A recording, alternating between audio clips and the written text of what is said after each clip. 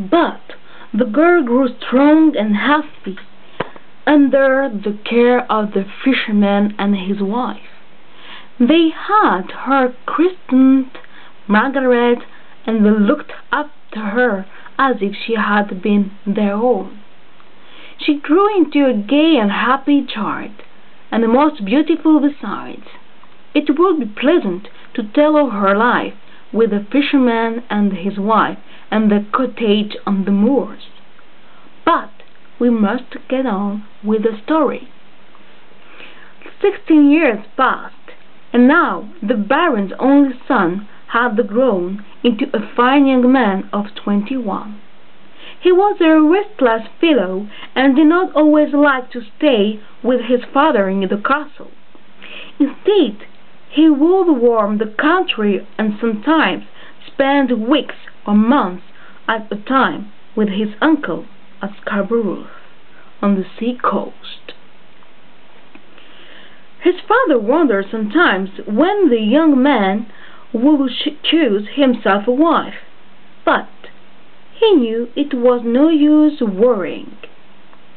Besides, he grew more and more interested in his magic, and read still more and more strange and wonderful books, so that he did not always know where his son was for weeks at a time. One day the Baron was out riding with some of his followers, and they lost their way on the moors. It was a hot day, and they could find no water. Presently they reached the fisherman's cottage, where they saw Margaret sitting at the door getting vegetables ready for her foster parents' dinner. They got off their horses, and the Baron asked the girl if she could bring them some water. Margaret, who had now grown into a beautiful young woman, got up, with her hands on her apron, and did as she was asked.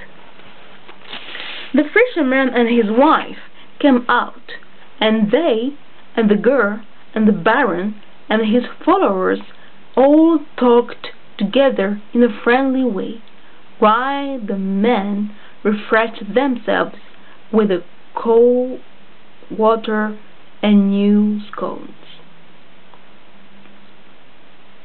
"That is a very beautiful girl," said one of the Baron's friends. "It would be an interesting matter to know whom she will marry. Are you promised to anyone?"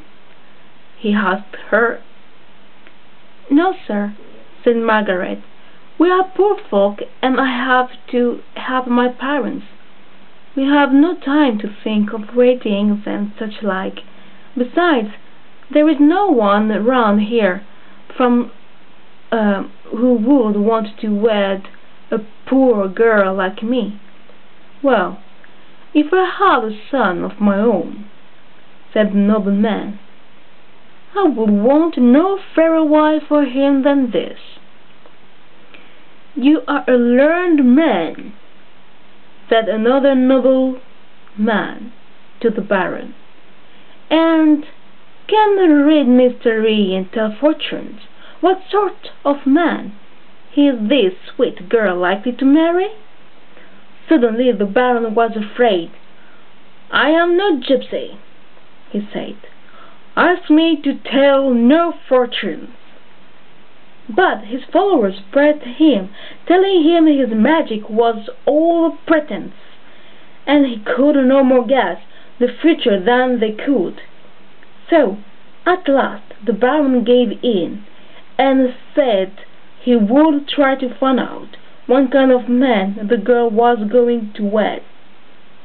He asked the fisherman's wife when her daughter was born, for that was the first thing he had to know. Truth to tell, sir," said the woman, "this is not our daughter.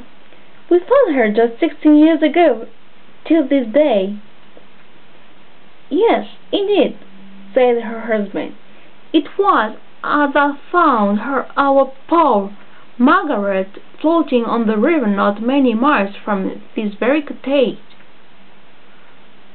"Which river is that?" asked the Baron. No one noticed that he had turned very pale and was speaking more quietly than usual. The fisherman told him the name of the river. "How old was she then, would you say?" asked the Baron.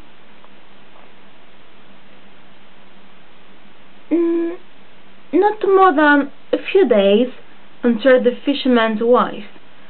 The Baron said nothing, for he knew this was the girl whom fate had intended to marry his son. He had tried to drown her 16 years ago, but here she was alive and grown up. The woman went inside the cottage and came out with a long grey shawl. "This is the very shawl my man found her in," she said.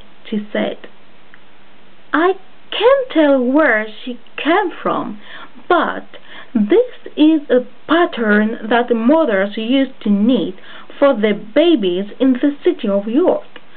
I know, for my sister used to live there in bygone days."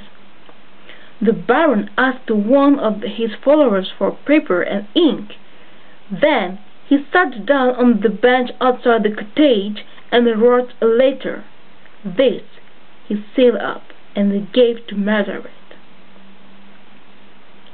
"Here," said he, "I like you and will make your fortune. Take this letter to my brother in Scarborough, and he will look after you. Here is money to see you on your way. Good luck go with you, and may you come back to your parents safe and sound when your fortune is made." Margaret and her foster parents were so surprised at this offer that they hardly knew what to say. But they thanked the Baron, and soon he rode off with his nobles. The following part in the next video.